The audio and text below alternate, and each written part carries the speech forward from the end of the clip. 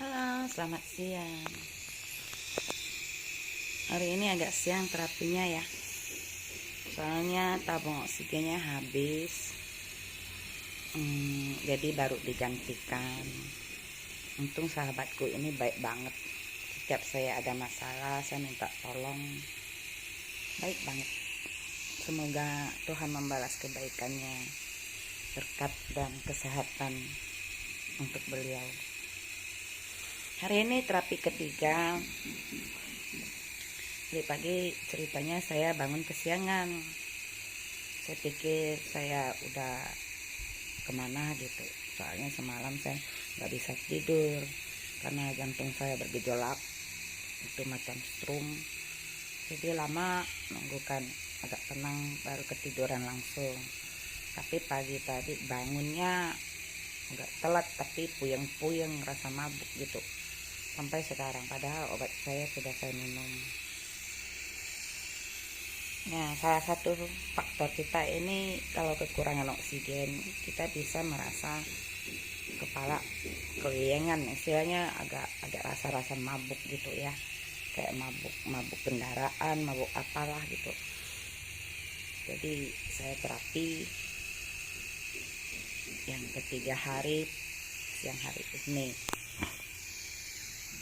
Untuk penyandang autoimun itu memang super ketat ya. Kalau kita baru terkena, lama-lama akan normal kembali. Jadi saya kenanya radang artritis, jadi reumatik artritis yang menyebabkan kekakuan pada semua tulang dan sendi. Yang kedua saya kena komplikasi jantung. Yang ketiga tensi. Yang keempat usus. Yang kelima lambung. Juga yang keenam alergi kulit. Itu komplikasinya.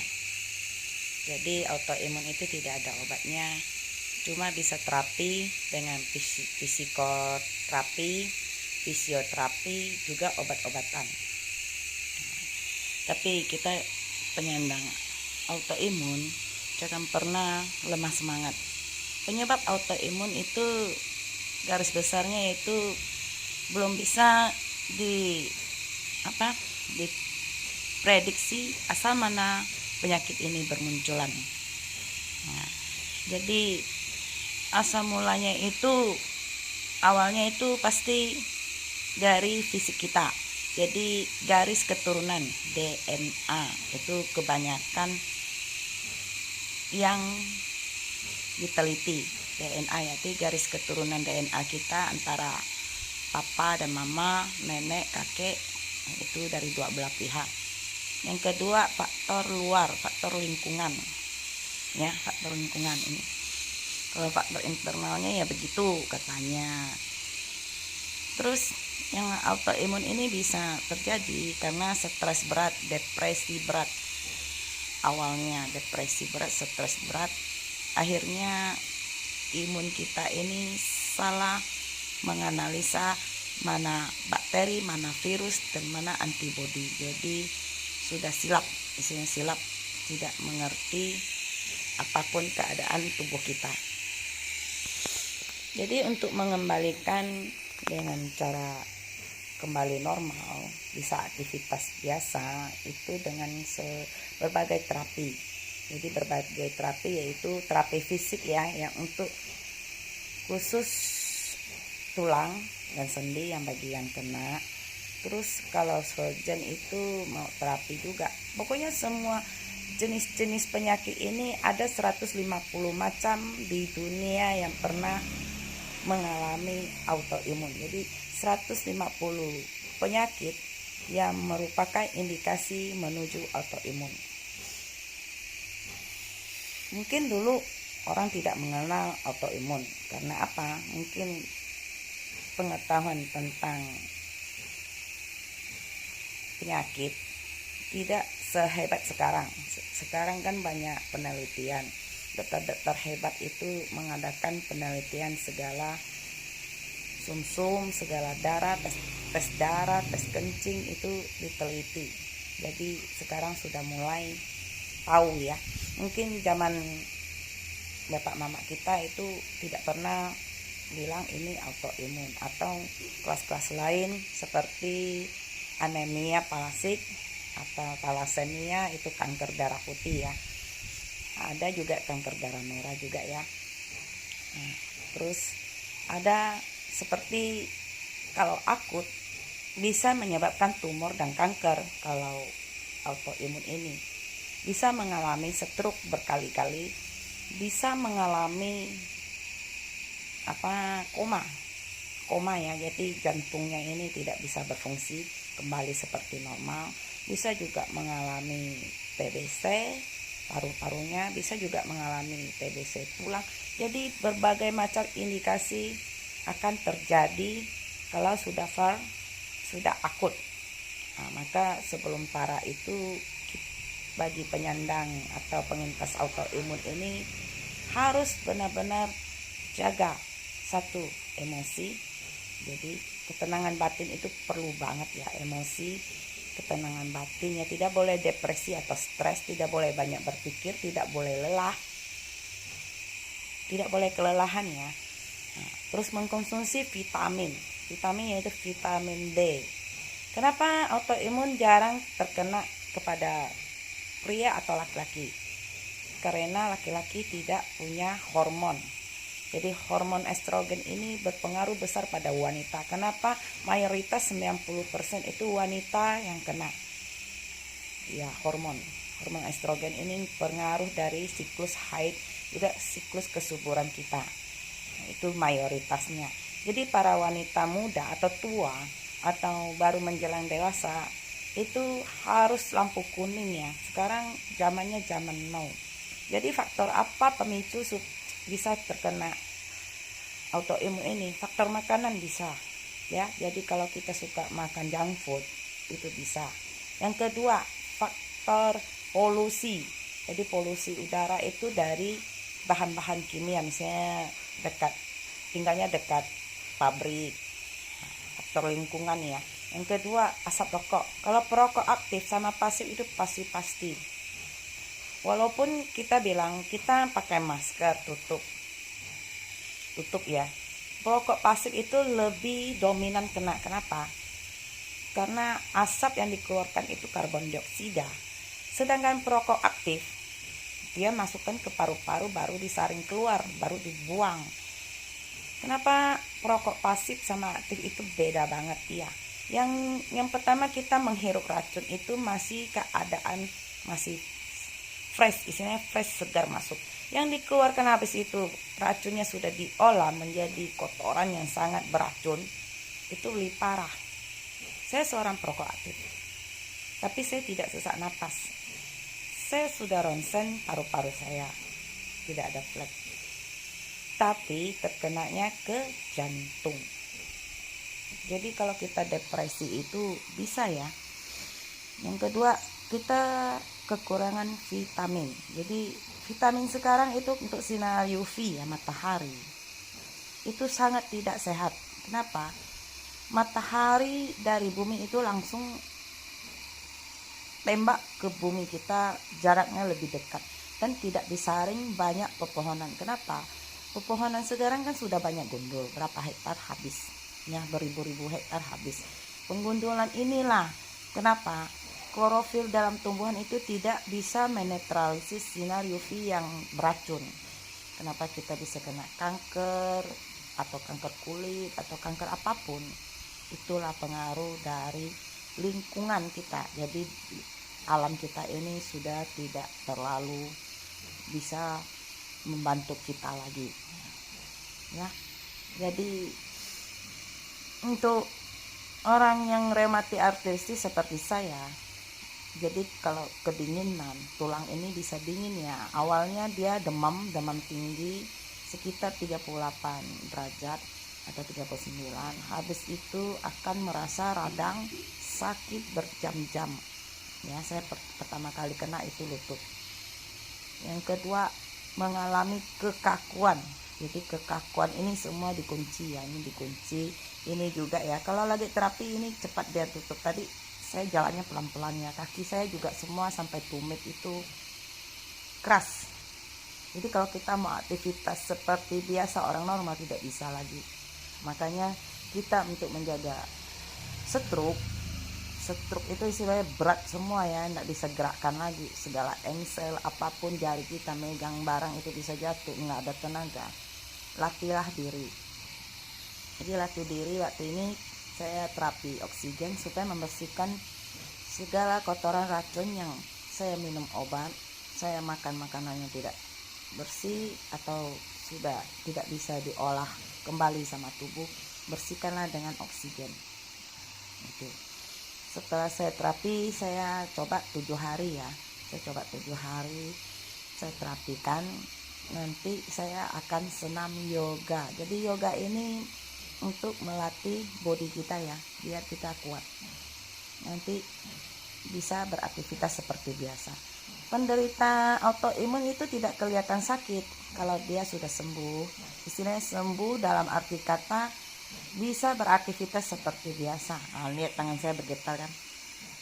Nah, ini gejala jantung sampai handphonenya bergetar. Begitu. Nah, tapi kalau ini udah penat, jadi dia megang barang ini nggak lama ya. Ini bergetar terus. Jadi kita ini kalau apa tadi ya ceritanya, kalau kita berusaha untuk menyembuhkan diri ini tidak bisa, tapi menyembuhkan untuk aktivitas bisa, karena autoimun ini cuma bisa remisi obat, jadi tidak konsumsi obat terlalu banyak lagi next ke depannya dengan cara kita fisioterapi ya, itu untuk membantu kita. Jadi orang autoimun ini nanti kelihatannya dia bahagia, dia kelihatannya happy, sehat, bisa pergi kemana-mana bisa. Kalau dia lagi drop, kalian tidak tahu loh kapan dia dropnya, karena autoimun ini disebut penyakit 1000 wajah. Jadi kapan mau datangnya dia serangan mendadak itu tidak tahu, walaupun lagi tidur ataupun tidak. Jadi dia ada serangan mendadak. Saya sering mengalami itu ya. Jadi kalau orang autoimun ini pasti bengkak. Ini bengkak ya, karena dia butterfly, itu namanya penyakit lupus. Karena semua sistem tubuh ini kacau, termasuk otak. Kenapa? Otak ini tidak bisa menerima sinyal-sinyal apapun yang dikirimkan dengan tubuh kita.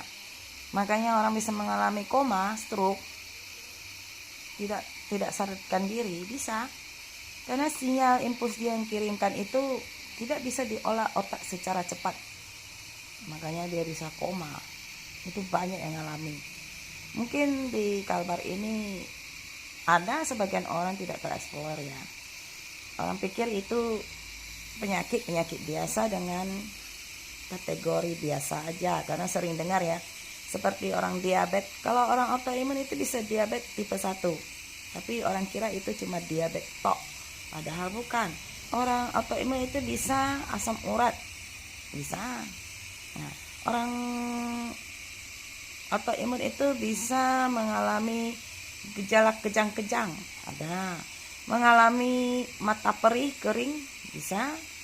Mengalami gusi berdarah, jadi ininya kering, giginya ini sering keluar darah ya, dan sariawan terus, ada.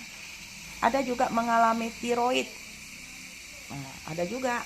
Jadi berbagai macam penyakit yang diindikasikan sebagai autoimun, dan perlu observasi yang terlalu lama dengan tes darah terus menerus. Jadi anak IF itu untuk tes darah mengatakan positif, tapi kadang-kadang hasil tes itu mengatakan kita positif, belum tentu kita positif.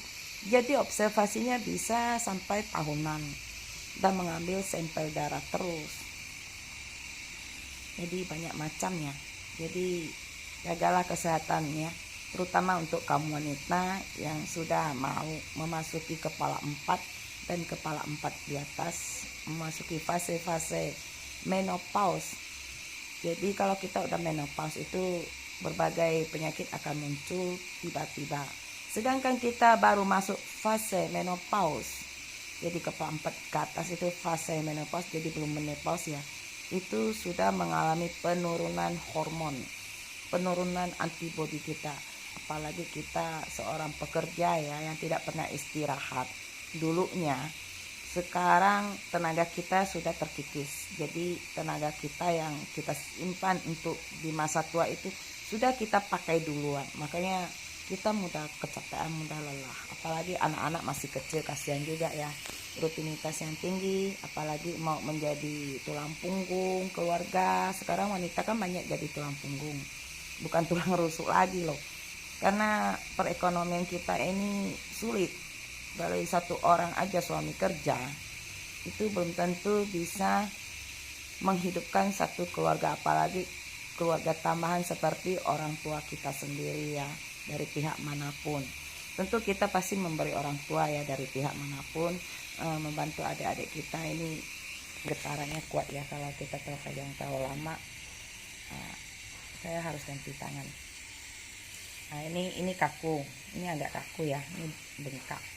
Nah, bengkak dia, jadi tidak ada tenaga. Adapun sakit ya, kalau kita paksain sakit banget. Nah, jadi tidak mudah lah untuk jadi seseorang, baik pria atau wanita. Kesehatan itu memang penting sekali ya, tapi tanpa duit pun kita pasti mati terkapar. Kenapa? Ini aja duit semua, nggak ada yang tolong kita loh. Sedangkan kalau kita sudah sakit parah, siapa yang mampu tolong kita? Kan begitu. Siapa yang mampu membantu kita? Ya paling kita cari donatur, minta donasi dari teman-teman atau teman-teman di luar untuk membantu satu nyawa untuk hidup.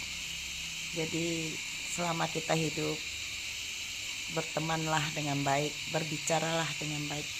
Waktu kita akan membutuhkan orang, dulunya kamu menjadi orang yang tidak baik, tentu akan dicibir. Meskipun orang tidak baik, pasti bisa ditolong sama sesama juga. Tapi berilah kesan dan kenangan hidup kita untuk sebelum kita pulang, berilah satu kenangan yang manis untuk orang. Jadi selama hidup kita pun harus tetap berbuat baik. Bagaimanapun tidak ada uang ataupun ada uang, jadilah orang yang baik. Tanamlah buah kebaikanmu, nanti kamu akan panen sendiri. Oke? Terima kasih. Saya terapi sekitar 10 atau 15 menit. Nanti saya akan bercerita lagi lanjut VT ke-3, ini VT kedua ya. Oke, selamat siang teman-teman. Bye-bye.